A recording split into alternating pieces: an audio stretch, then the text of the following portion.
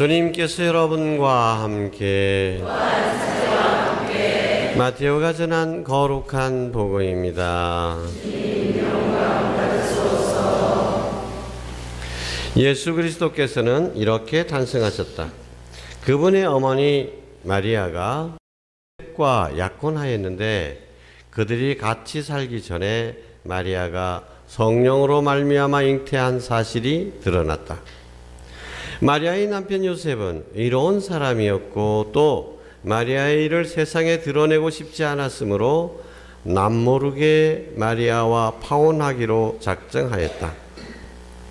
요셉이 그렇게 하기로 생각을 굳혔을 때 꿈에 주님의 천사가 나타나 말하였다. 다윗의 자손 요셉아, 두려워하지 말고 마리아를 아내로 맞아들여라. 그 몸에 잉태된 아기는 성령으로 말미암은 것이다. 마리아가 아들을 낳으리니 그 이름을 예수라고 하여라. 그분께서 당신 백성을 죄에서 구원하실 것이다. 주님께서 예언자를 통하여 하신 말씀이 이루어지려고 이 모든 일이 일어났다. 곧 보아라, 동정녀가 잉태하여 아들을 낳으리니 그 이름을 임마누엘이라고 하리라 하신 말씀이다. 임마누엘은 번역하면 하나님께서 우리와 함께 계시다 하는 뜻이다. 잠에서 깨어난 요셉은 주님의 천사가 명령한 대로 아내를 맞아들였다. 주님의 말씀입니다. 그리스도님 찬미합니다. 앉으십시오. 참 예수님, 이제 곧 다가올 성탄절을 준비하면서 우리는 몸과 마음을 깨끗이 하여 다가오시는 우리에게 오시는 주님을 맞이할 준비를 하고 있습니다. 주님을 맞이하기 위해서 우리가 해야 할 일은 무엇일까요? 여러 가지 준비가 있겠지만 그 중에 제일 중요한 것이 우리 마음에 그분을 모실 자리를 마련하는 것일 겁니다. 우리 마음에 구유를 마련해서 주님께서 오셨을 때 주님을 눕혀드려야 되겠습니다. 주님께서 머무시기에 가장 기뻐하실 자리는 어떤 자리일까? 저는 성경이 가르쳐주고 있는 두 가지 이야기를 하고자 합니다. 첫 번째는 성모님의 모범입니다. 루카복음사가는 성모님의 이야기를 자세히 전해주고 있습니다. 여러분 모두가 다 잘 아시고 계시죠? 천사를 보내셔서 천사로 하여금 이야기합니다. 이제 당신은 아들을 낳을 것이다. 그 아들은 성령으로 말미암은 것이고 또 하느님의 아드님이시다. 온 세상을 구원하실 분이시다.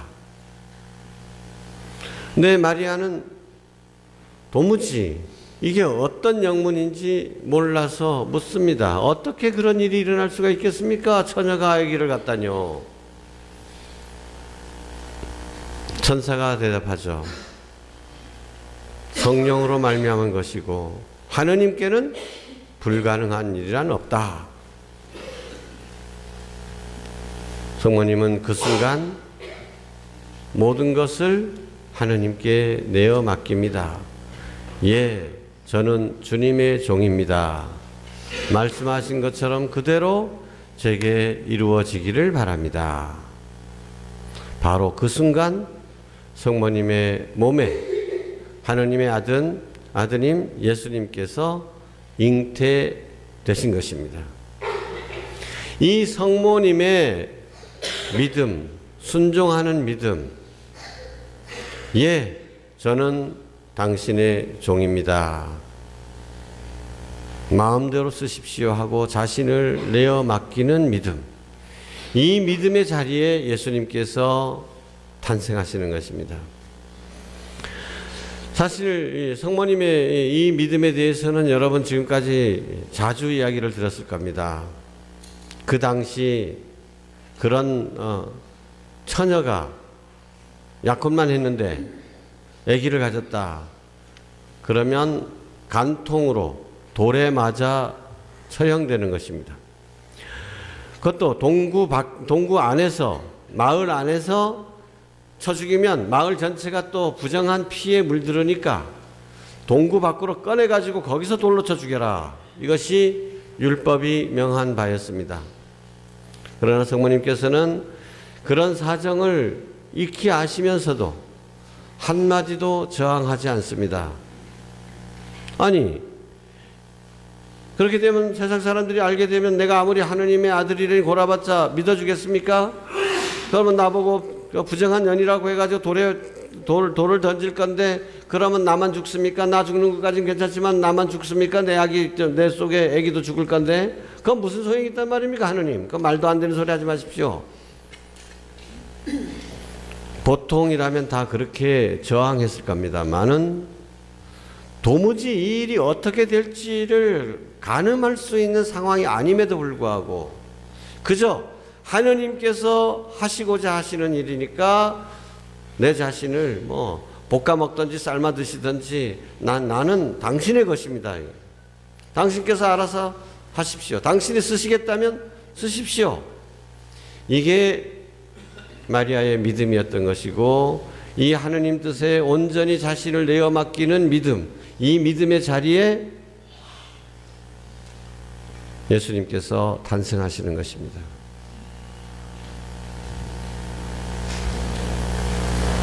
루카복음은 마리아를 중심으로 해서 이런 이야기를 전해주고 있지만 오늘 방금 들은 복음 말씀 마테오 복음은 요셉을 통해서 비슷한 이야기를 전해줍니다. 요셉은 마리아와 약혼한 처지였는데 마리아가 아기를 가졌습니다. 여러분, 마리아가 요셉에게 이야기를 했을까요? 안 했을까요? 안 했을 것 같습니까? 성경은 그런 말을 전해주지 않습니다만은.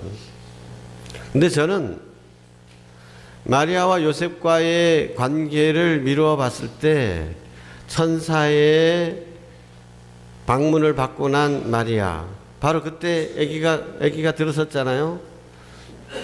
아마 마리아는 본능적으로 임신을 했다는 것을 느꼈을 겁니다. 무슨 조사 안 해봐도 엑스레이 안 찍어봐도 딱 알았을 겁니다. 아, 이게 내가 애 엄마가 됐구나.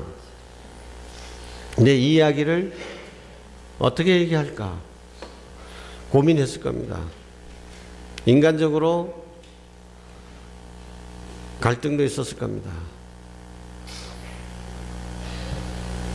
근데 저는 반드시 요셉과 이야기가 됐을 거라고 봅니다. 피한다고 될 일이 아니었으니까요.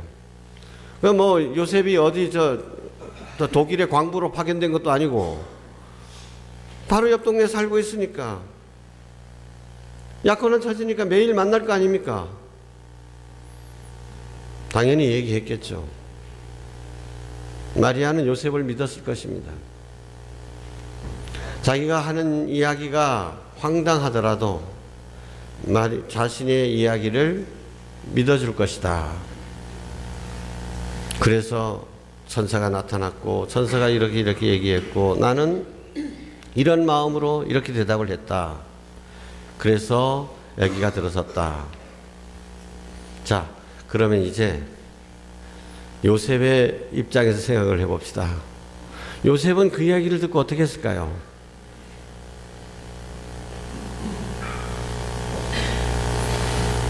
요셉이 마리아한테 이거 무슨 사건이 있었던 거 아니야? 이거 웬 남자가 이거 뭐 이렇게 해가지고 된 거 아니야? 이거 말 못해서 나한테 이렇게 둘러서는 거 하느님이 하신 일이라고 이렇게 생각했을까요?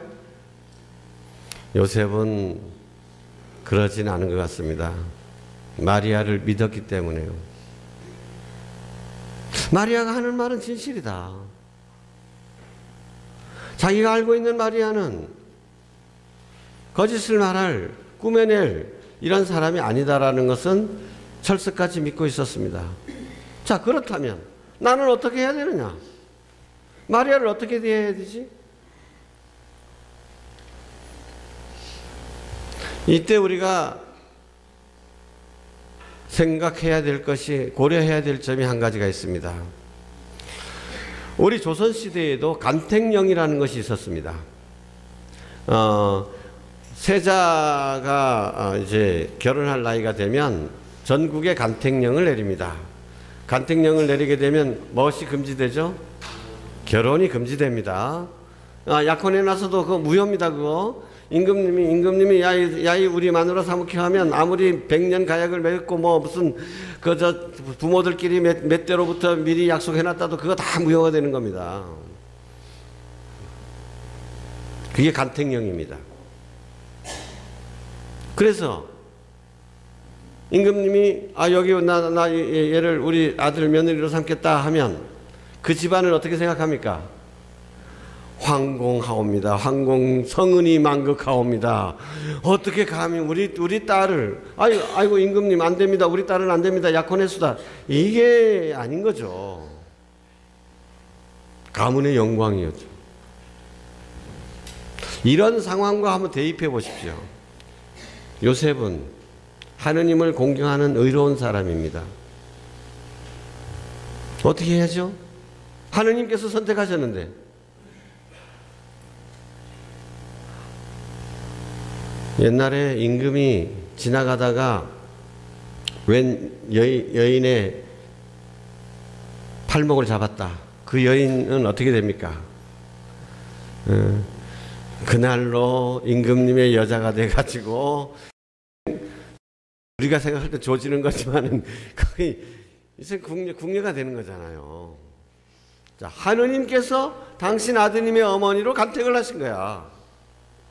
그 요셉 입장에서는 너무 황송하고 그 자기 마누라를 왜 데려가느냐 이런 차원이 아닌 거죠. 자기는 어떻게 해야 돼? 간택령을 생각해 보십시오. 자기 약혼자를 임금님이 자기 며느리로 간택해 데려가 버렸어. 그러면 반란을 일으킬까요? 임금님 왜 하필이면 수많은 여자들 중에서 왜 내 약혼녀입니까 합니까? 아니죠. 그럴 수가 없는 겁니다. 왜? 나라의 주인이 임금이신데. 하느님은 누구십니까? 요셉에게는, 신앙인에게는 하느님은 온 세상의 주인이십니다. 주인님께서 쓰시겠다고 하는데, 자, 그러면 나는 조용히 물러나야 되겠다.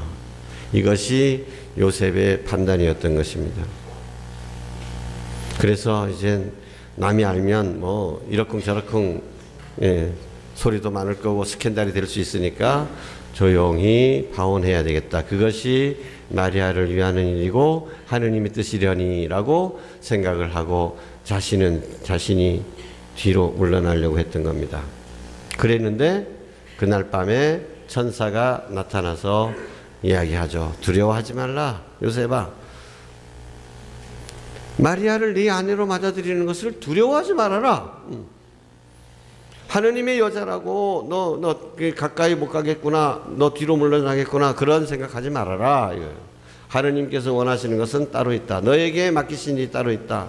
너는 마리아의 남편이 돼가지고 마리아의 보호자가 되고 아기의 아버지가 되고 아기를 잘 키워라. 이것이 네가 해야 될 일이다. 요셉은 어떻게 했습니까? 그대로 따른 거죠. 그대로 따른 것이고. 이삭을 제사 바치라고 했을 때 아브라함이 아무 말도 안 하고 그 다음날 아침 일찍 일어나서 이삭을 데리고 산으로 출발했던 것처럼 요셉도 아무런 이야기도 하지 않습니다만은, 그러나 그거 아무 말도 하지 않았다는 것이 요셉의 믿음을 드러내는 것입니다. 하느님, 하필이면 무사 우리 마리아과 난 마리아 없이는 못 삽니다. 난 이제 어떻게 살란 말입니까? 나는 요셉에게 있어서 나는 아무것도 없습니다.